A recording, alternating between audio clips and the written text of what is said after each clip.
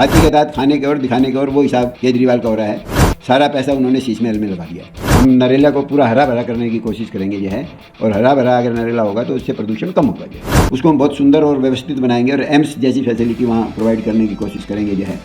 केजरीवाल के लिए अब कोई भी चीज़ संजीवनी का काम नहीं कर सकती जो है। जिस तरह जो है मेघनाथ, कुंभकर्ण, रावण के लिए कोई भी संजीवनी काम नहीं आई। संजीवनी जो है काम आती है अच्छे व्यक्तियों के लिए, जैसे लक्ष्मण जी थे, उनको मूर्छा आई तो संजीवनी काम आई। नमस्कार दोस्तों, आज हम मौजूद हैं दिल्ली विधानसभा की सबसे हॉट सीट बने नरेला में, और जो शख्सियत आज हमारे साथ मौजूद हैं उन्हें नरेला विधानसभा में किसी परिचय का मोहताज नहीं है। नरेला में हर सामाजिक गतिविधि में बढ़ चढ़कर हिस्सा लेने वाले और नरेला के विकास में सक्रिय भूमिका निभाने वाले सिंघल जी, आइए इनसे बात करते हैं और नरेला के विधानसभा में चुनाव के माहौल को जानने की कोशिश करते हैं। तो सर, चुनाव आगामी मोड़ पर है, बीजेपी से कई उम्मीदवार टिकट की तैयारी कर रहे हैं, ऐसे में नरेला विधानसभा चुनाव का कैसा माहौल है? नरेला विधानसभा चुनाव का जो है अच्छा माहौल है जो है, और भारतीय जनता पार्टी के लिए काफ़ी प्रत्याशी इस उम्मीद में है कि हमें टिकट मिले। एक स्वाभाविक है, जो पार्टी अच्छा कर रही होती है जो है उसके जीतने के जितने ज़्यादा चांस होते हैं उतने उसके कैंडिडेट ज़्यादा होते हैं, प्रत्याशी ज़्यादा होते हैं। हर आदमी सोचता है कि भाई मुझे एक बार टिकट मिल गया तो मैं निश्चित विजय हो जाएगी मेरी। देश की सत्ता में काबिज बीजेपी दिल्ली में 10 साल से वनवास काट रही है। अब की बार दिल्ली के लिए बीजेपी की कैसी तैयारियां हैं? बीजेपी की दिल्ली के लिए बहुत अच्छी तैयारियां हैं। कल ही हमारे नरेला में जो है त्रिदेव सम्मेलन हुआ है, जिसमें 900, 850, 900 के आसपास जो है हमारे त्रिदेव जो है पदाधिकारी उपस्थित थे। त्रिदेव का मतलब होता है एक बूथ पे 3 कार्यकर्ता होते हैं, एक बूथ अध्यक्ष होता है, एक बूथ पालक होता है, एक BLA 2 होता है, और उनके ऊपर फिर शक्ति केंद्र होते हैं। दिल्ली नरेला में 88 शक्ति केंद्र हैं, उनके सब पदाधिकारी उपस्थित थे। तो अब की बार क्या लगता है, दिल्ली में त्रिकोणीय मुकाबला होने जा रहा है? दिल्ली में कुछ सीटों पे त्रिकोणीय मुकाबला होगा। कांग्रेस कुछ सीटों पे ठीक करेगी जो है, परंतु जीतने की स्थिति में नहीं होगी वो, और उससे बीजेपी को बहुत बड़ा लाभ होने जा रहा है। तो अगर आपको बीजेपी से टिकट मिलता है तो किन मुद्दों के साथ आप जनता के बीच जाना चाहोगे? अगर बीजेपी मुझे उम्मीदवार बनाती है तो यहाँ ऐसे अनेकों मुद्दे हैं जिन पे की गंभीरता से विचार विमर्श करने की जरूरत है जो है। जैसे सबसे पहले अगर मैं लूँ तो यहाँ यातायात की बहुत बड़ी समस्या है, जाम रहता है जो है, जिससे आम लोगों को बहुत कठिनाई होती है जो है। तो हम सबसे पहले जो है जो दिल्ली नरेला के चारों तरफ जो है एक फिरनी रोड कहिए या एक रिंग रोड कहिए, वो बनेगा तो उससे जाम से काफ़ी राहत मिलेगी। दूसरा सबसे एक आजकल हॉट मुद्दा जो है ये चला हुआ है, ये जो अपना भवाना फाटक से लेकर रामदेव चौक तक जो भवाना रोड या आगे चल के उसको रेलवे रोड बोला जाता है, उसको सरकार PWD दिल्ली सरकार चौड़ा करना चाहती है जो है, जबकि उसकी वास्तविकता ये है कि वो रोड दूसरे मास्टर प्लान तक 150 फीट का प्रस्तावित था, तीसरे मास्टर प्लान में उसको 100 फीट का कर दिया गया है जो। उसके उपरांत ये रोड जो है 100 फुट का अभी नहीं बन सकता, क्योंकि कारण क्या है कि सरकार के पास वो ज़मीन अधिकृत नहीं है। जो अधिकृत ज़मीन है राजस्व रिकॉर्ड के अनुसार वो 60, 65 फुट और 80 फुट है। तो जब तक ज़मीन अधिकृत नहीं होगी तो सरकार कैसे रोड बना सकती है जाए। और मैं ऐसा मानता हूँ कि जब नरेले के फिरनी चारों तरफ रोड बन जाएगा एक, तो इस रोड को अगर 65 या 80 फुट भी रखेंगे तो कोई ज़्यादा जो है नुकसान होने वाला नहीं है, क्योंकि यातायात चारों तरफ निकल जाएगा जो है।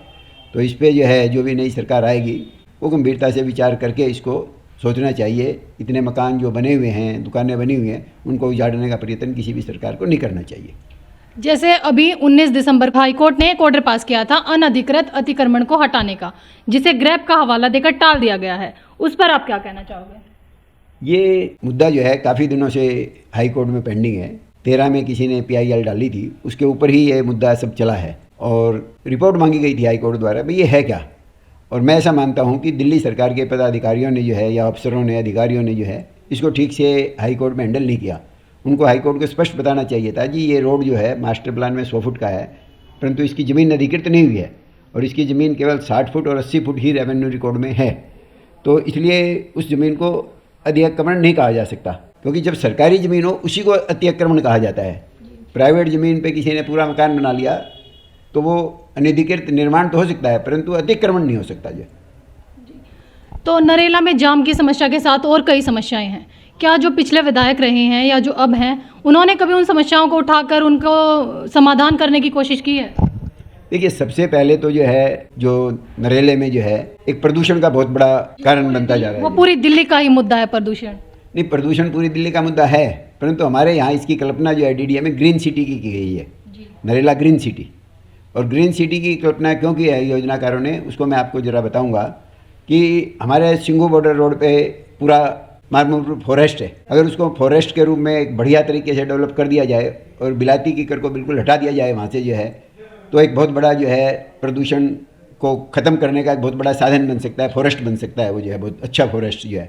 और जहाँ भी पेड़ ज़्यादा होंगे वहाँ जानते हैं कि प्रदूषण कम होता है। दूसरा जो है हमारे यहाँ घोघा में जो है बहुत बड़ी बनी है एक, उसमें भी केवल कीकर ही खड़ी है जो है। अगर उसको भी एक बहुत बढ़िया उद्यान बना दिया जाए तो उससे प्रदूषण कम हो जाएगा।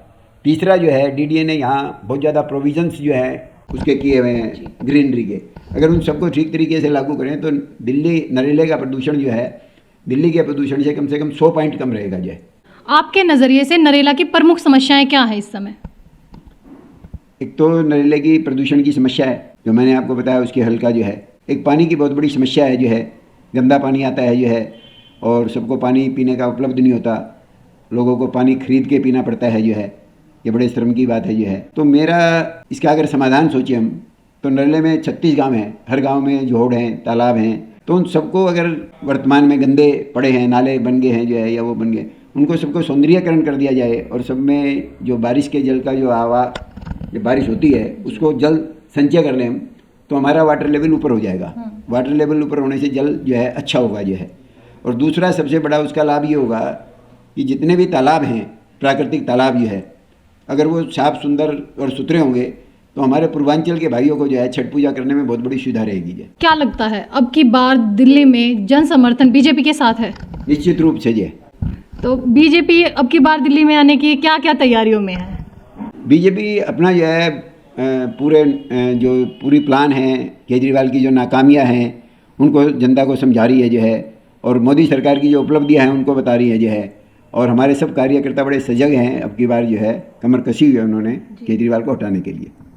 तो केजरीवाल जी प्रदूषण के मुद्दे को और प्रदूषित यमुना के मुद्दे को हर बार केंद्र का हवाला देकर टाल देते हैं, तो अगर बीजेपी सत्ता में काबिज होती है तो क्या इन मुद्दों को समाधान कर पाएगी? ये तो जब केजरीवाल जी कहते हैं, हालांकि उसमें कोई वास्तविकता नहीं है, वो अपना प्रयास नहीं कर रहे हैं। दिल्ली में जो कूड़ा निकलता है या खराब जल निकलता है जो है उसको शोधित नहीं करते हैं, तो अपने आप उस समस्या का समाधान उनको करना चाहिए। और भाजपा तो निश्चित रूप से उसके समाधान करेगी जो है, और जैसा जल जो है यमुना का स्वच्छ होगा, निर्मल होगा जो है, पीने लायक होगा, आचमन लायक होगा जो है। तो अभी केजरीवाल रेवड़ी योजनाएं चला रहे हैं और जनता के बीच रेवड़ियां बांट रहे हैं पैकेट में, तो क्या उससे बीजेपी का पलड़ा कमज़ोर और आम आदमी पार्टी का भारी होता नजर आ रहा है? नहीं, वो रेवड़ी जो है वास्तव में वो रेवड़ी जनता को बांट रहे हैं, रबड़ी खुद खा रहे हैं। और आप सब समझते हैं रेवड़ी और रबड़ी में कितना अंतर होता है। अगर रेवड़ी की मैं बात करूं तो सबसे पहली रेवड़ी उनकी पानी है, फ्री पानी जैसे वो दे रहे हैं, तो पानी आता ही नहीं, पानी गंदा है, तो उसके फ्री और ना फ्री होने का कोई मतलब नहीं रह जाता आम जनता के लिए। दूसरा मुद्दा बिजली का है। बिजली आजकल उन्होंने मीटर देने बंद कर दिए हैं। किसी परिवार में मान लिया 2 परिवार, 3 परिवार, 4 परिवार हो गए हैं कि मकान में 1 मीटर देते हैं, तो 1 मीटर जो देते हैं तो 200 यूनिट से ऊपर बिजली आ जाती है, तो उससे बिजली महंगी हो जाती है। महंगी बिजली का वही फिर उसको सब्सिडी मिलती नहीं। इसी बिजली में अगर हम देखें तो यहाँ 14-15 रुपये यूनिट तक आपको बिजली पड़ती है। अगर आपकी 700-800 यूनिट बिजली, आप देखिए अपने बिल को जो है, आजकल बिल भेजने बंद कर दिए हैं, केवल आपको मैसेज दे देते हैं। अब बहुत से लोग जो नरेला क्षेत्र में रहते हैं 60-70% वो समझ ही नहीं पाते। उनको ये भाई बिल भरना है, अगर नहीं भरेंगे तो बिजली कट जाएगी, फिर और मुश्किल होगी खड़ी। और यहाँ से औद्योगिक क्षेत्र के लोग पलायन कर रहे हैं, जिससे बेरोजगारी बढ़ रही है जो है। तो बिजली को ठीक ढंग से वो संतुलित नहीं कर रहे। दूसरी रेवड़ी उनकी। तीसरी बसों की है कि फ्री बहनों को, महिलाओं को फ्री यात्राएं करा रहे हैं। बस है ही नहीं। इलेक्ट्रिक बस उन्होंने लाने का वादा किया था, इलेक्ट्रिक बस आ ही नहीं रही। रोड से हर महीने जो है 500-600 बस आउट हो जाती हैं, आती 150 भी नहीं है। इसी तरह जो उनकी योजनाएं हैं जितनी भी, वो केवल दिखाऊ योजनाएं हैं। हाथी के दांत खाने के और दिखाने के और वो हिसाब केजरीवाल का हो रहा है। सारा पैसा उन्होंने शीश महल में लगा दिया है। तो अभी चर्चाएं चल रही हैं कि नरेला में सबसे बड़ा कूड़ा खत्ता आने वाला है, उसके बारे में आप क्या कहना चाहोगे? नहीं, वो स्नौठ में कूड़े खत्ते का प्रावधान है। मैंने इसमें बहुत पहले अपने सुझाव भी मास्टर प्लान में दिए थे और उस पर हम दृढ़ता से उनको लागू कराने की भी कोशिश करेंगे। मेरा मानना ये है कि दिल्ली में अब नए 100 सेक्टर बनने जा रहे हैं चौथी मास्टर प्लान में, 100-107। तो हर सेक्टर का कूड़ा अपने आप वहीं उसको संशोधित करना चाहिए, वहीं उसको सेग्रीगेट करना चाहिए, वहीं उसका निस्तारण होना चाहिए जो है। तो एक किसी भी गांव में या किसी भी उसमें जो है आप पूरी दिल्ली का कूड़ा इकट्ठा करो, उसको वहाँ एक खत्ता बनाओ, उसका कोई औचित्य नहीं है। हम इसका विरोध करेंगे। कल भी मैं जो है स्नौठ में जो धरना प्रदर्शन हो रहा है उसमें गया था, और हमारा सब लोगों का मानना है, ग्रामीण बंधुओं का, कि उसमें चाहे हमें कुछ भी करना पड़े, हम उस खत्ते को नहीं आने देंगे। अभी तक समाज सेवी के रूप में आपकी लोगों के बीच छवि रही है। अगर आपको टिकट मिलती है और बीजेपी सत्ता में काबिज होती है तो आप किन मुद्दों के साथ जनता के बीच जाएंगे और नरेला में क्या सुधार लाना चाहेंगे? नरेला में सबसे पहले तो प्रदूषण का मैंने आपको बताया, पहले वाले पक्ष में जितने प्रदूषण का मामला है, हम नरेला को पूरा हरा भरा करने की कोशिश करेंगे जो है, और हरा भरा अगर नरेला होगा तो उससे प्रदूषण कम होगा जो है। दूसरा जो जाम की समस्या है, जाम के लिए हम चारों तरफ नरेले के जो है एक फिरनी रोड या सर्कल रोड बनाने का पूरी कोशिश करेंगे और उसको 1 साल के अंदर अंदर जो है वो बनवाएंगे जो है, ताकि नरेले में जाम की समस्या का समाधान निकले स्थायी रूप से जो है। तीसरा मैं मानता हूँ कि रोजगार का एक बहुत बड़ा अवसर होता है। अगर बेरोजगार नवयुवक है तो वो उसमें 10 कमियाँ आती हैं। तो कहते हैं कि घर होता है खाली दिमाग जो है, अगर उसको कोई काम नहीं है तो उसको शैतानी सूझेगी, वो ड्रग्स की तरफ जाएगा, चोरी चकारी की तरफ जाएगा और दुष्कर्म की तरफ जाएगा। तो हम रोजगार के अवसर पैदा करेंगे यहाँ जो है बहुत ज़्यादा, क्योंकि यहाँ टीकरी सब्जी फल मंडी है, वो 25 साल से आवंटन की बात जो रही है। अगर उसका आवंटन हो जाए और वहाँ इतनी बिल्डिंगें बनेगी, काम होगा, तो बहुत नवयुवकों को रोज़गार मिलेगा जो है, तो एक बहुत बड़ा काम होगा जो है। इसी तरह हमारी नरेला अनाज मंडी है, वो 25-30 साल से वो भी आवंटन की बात जो रही है जो है, तो उसमें भी जो है इसी तरह आवंटन हो जाएगा तो किसानों की फसल सुरक्षित रहेगी, रोजगार के अवसर बढ़ेंगे। इसी तरह जो इंडस्ट्रियल एरिया भोरगढ़ है, उसमें भी काफ़ी मात्रा में प्लॉट खाली पड़े हैं, उन सबको भी प्लॉटों को जो है वो बनेंगे तो उसमें शीघ्र जो है उसमें काम करवाने की कोशिश करेंगे ताकि लोगों को रोजगार के अवसर पैदा हो जाए। तो सबसे पहले प्रदूषण है, यातायात है, रोजगार है। उसके बाद शिक्षा का जो मामला है, भाई शिक्षा जो है हमारे यहाँ कोई भी बहुत बड़ा टेक्निकल स्कूल या वो नहीं है जो है। सरकार ने, मोदी सरकार ने कोशिश की है, NIT बनाई है, 5-6 हज़ार करोड़ की लागत उसमें आएगी जो है। कुछ यूनिवर्सिटियाँ अभी प्रपोज की है LG साहब ने जो है, तो उन सभी शिक्षा संस्थानों को जो है हम अतिशीघ्र 2 साल में 3 साल के अंदर अंदर बनाने की कोशिश करेंगे जो है। और PM श्री के जो स्कूल हैं 12वीं तक के जो है, उनमें बहुत अच्छी एजुकेशन होती है, शिक्षा होती है, उनको यहाँ एक बना हुआ है और 1-2 बनवाने की कोशिश करेंगे ताकि बच्चों को उचित शिक्षा जो है वो मिल सके जो है। और शिक्षा के बाद स्वास्थ्य के बारे में मोदी सरकार ने जो है यहाँ सबसे बड़ा होम्योपैथी का हॉस्पिटल दिया है। दूसरा सबसे बड़ा हॉस्पिटल वो हिंदुस्तान का है जो है।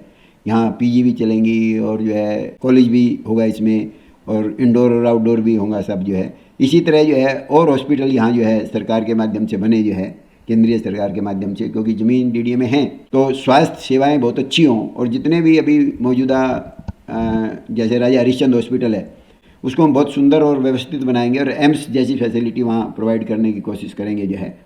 ऐसा जो है स्वास्थ्य के मामले में हमारा जो है मानना है। और जितनी भी छोटी क्लिनिक है सरकारी और छोटे अस्पताल हैं उनको भी सुदृढ़ीकरण करने का प्रयत्न करेंगे जो है। तो अभी स्वास्थ्य को लेकर केजरीवाल संजीवनी योजना चलाने जा रहे हैं, क्या वो संजीवनी योजना विधानसभा चुनाव में केजरीवाल के लिए संजीवनी का काम कर सकती है? नहीं, केजरीवाल के लिए अब कोई भी चीज़ संजीवनी का काम नहीं कर सकती जो है। जिस तरह जो है मेघनाथ, कुंभकर्ण, रावण के लिए कोई भी संजीवनी काम नहीं आई। संजीवनी जो है काम आती है अच्छे व्यक्तियों के लिए, जैसे लक्ष्मण जी थे, उनको मूर्छा आई तो संजीवनी काम आई। और इन लोगों के लिए अब संजीवनी की कोई वो नहीं है। ये जिस वृत्ति के लोग हैं सब लोग समझते हैं उनको। जैसे एक राष्ट्र एक चुनाव का मुद्दा है, इस पर काफ़ी जनता भी नाराज़ है और पूरा विपक्ष भी बीजेपी के खिलाफ खड़ा है, लेकिन बीजेपी हर जोर कोशिश कर रही है कि एक राष्ट्र एक चुनाव का विधायक को पास कराया जाए। इस पर आप क्या कहना चाहेंगे?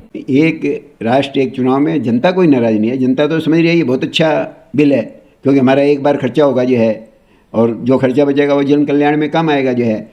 और 1965-66 से पहले जो है, 70 से पहले एक विधानसभा, लोकसभा और कॉरपोरेशन के भी चुनाव इकट्ठे ही होते थे जो है। तो इसलिए जो है ये तो एक संविधान, ये सब, और एक चुनाव एक राष्ट्र, वो सारी जो है बातें जो है। अब GST पे लोग कह रहे थे कि बहुत ख़राब है, ये नहीं हो सकता और इससे देश में अफरा तफरी मच जाएगी। अब आज GST देखिए 2 लाख करोड़ रुपए तक GST एक महीने में इकट्ठा हो जाता है ये, तो देश का कितना विकास हो रहा है ये।